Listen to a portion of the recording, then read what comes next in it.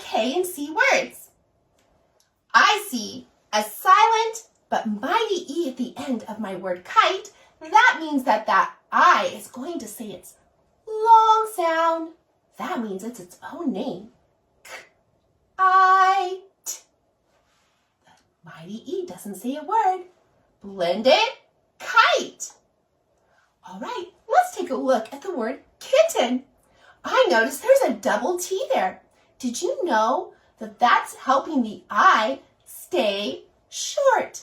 So, if I didn't put the double T, it would be saying kitten. That's pretty silly bananas. That's why we have a double T.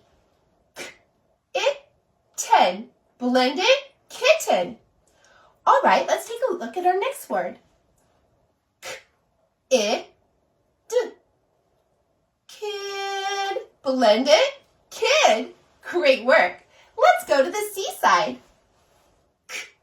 K-a-b, cob, blended cob. K-a-p, cup, blended cup. K-a-t,